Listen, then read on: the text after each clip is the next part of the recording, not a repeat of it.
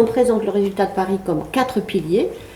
Le premier, c'est l'accord contraignant des gouvernements. Le second pilier, c'est de toute façon ce que les gouvernements s'engagent à faire de façon volontaire.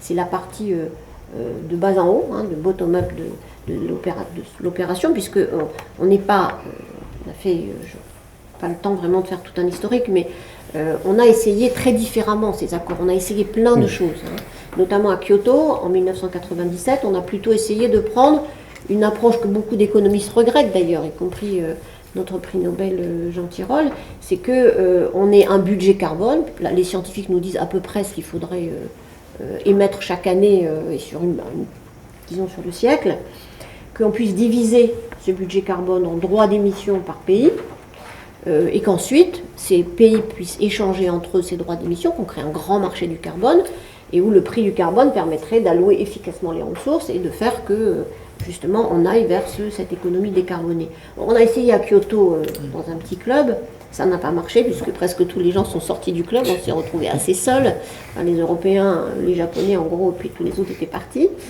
donc ça ne marche pas, donc il a fallu s'adapter, et s'adapter c'est dire, il faut maintenant, et c'est toute la philosophie aujourd'hui de la discussion sur le changement climatique, il faut que les pays eux-mêmes voient leur intérêt dans cette transition économique.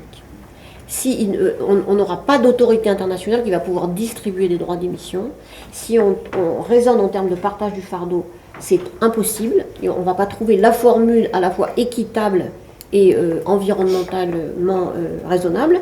Donc on ne va pas y arriver, on a essayé, ça n'a pas marché. À chaque fois d'ailleurs qu'on essaye de mettre une équation un peu claire sur combien on doit réduire les émissions et comment ça se répartit, ça se bloque immédiatement. Donc ça ne sert à rien d'essayer comme ça.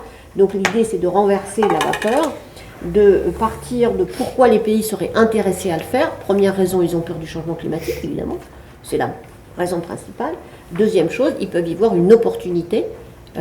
Si tout le monde se met dans ce wagon, il faut le faire. Et un grand exemple, la Chine résistant jusqu'au bout en 2009 pour prendre des engagements en matière de réduction des gaz à effet de serre, alors que la Chine est donc considérée, mais ne l'a pas admis tout de suite, être le premier émetteur de gaz à effet de serre depuis 2006, donc depuis longtemps. En 2009, résiste encore, au moment de Copenhague, pour finalement, assez rapidement après, une année après, se dire cette bataille est perdue, le changement climatique est très grave pour moi, grand pays, il faut donc on change les fondamentaux, et je ne vais pas les changer toute seule.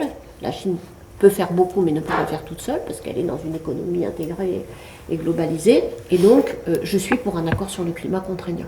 Et le changement entre 2010 et 2015 de la Chine est incroyable. La Chine aujourd'hui, c'est des négociateurs quand même très difficiles, il ne faut pas rêver, mais leur objectif affiché, dit, c'est que cet accord vraiment lance, démarre, soutienne le déploiement à l'échelle mondiale d'une économie sobre en carbone. Et en 2009, vous auriez étranglé un dirigeant chinois, il n'aurait jamais dit ça. Donc c'est pour que ça se fasse en 5 ans. C'est à la fois parce que la perception du risque s'est accrue, qu'on comprend qu'on peut le faire, que c'est difficile mais qu'on peut le faire, et qu'il y a donc une volonté d'y aller. Donc, deuxième pilier, c'est contribution des pays, c'est-à-dire l'intérêt des pays eux-mêmes à aller dans cette transition, parfois conditionné à du financement. C'est le cas de beaucoup de pays en développement qui, dans ce qu'on appelle les contributions, avec un jargon horrible qui s'appelle les INDC, les contributions nationalement déterminées et intentionnelles, puisque l'accord n'est pas là, donc elles deviendront des engagements à partir de 2020 seulement. Et ces contributions donc reflètent l'intérêt des pays d'y aller. Alors il y a des bagarres politiques dans tous les sens.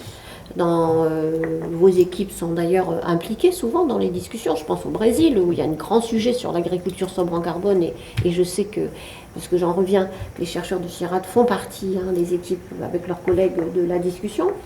En Chine, pareil, grand débat en Inde, partout, parce que c'est pas facile. Grand débat en France, le débat sur la transition énergétique est la même chose, a suscité énormément de polémiques et de controverses.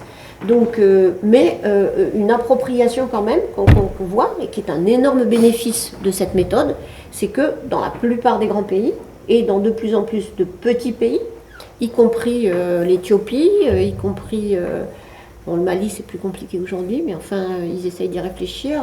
Mauritanie, on voit beaucoup de réflexions sur qu'est-ce qu'on va faire par rapport au changement climatique, l'impact, comment on va s'adapter au changement climatique, premier souci bien sûr, mais aussi comment on va ne pas refaire tout le circuit de l'innovation consistant à repartir des économies, des technologies fondées sur les fossiles, mais essayer d'aller tout de suite aux renouvelables, par exemple. D'où les grands projets d'énergie renouvelable en Afrique, qui sont un grand sujet sur lequel je reviendrai. Enfin, j'aurais beaucoup de choses à proposer au CIRAD, mais il y a manifestement sur la question de la biomasse, aujourd'hui, un grand intérêt régional, notamment de l'Afrique du Sud, qui n'a pas de possibilité, de développer cela, manque de capacité, problèmes climatiques, etc., et qui est en même temps très intéressé par avoir une approche régionale sur ces questions d'énergie renouvelable, en particulier dans la région dont elle pourrait être au moins un client.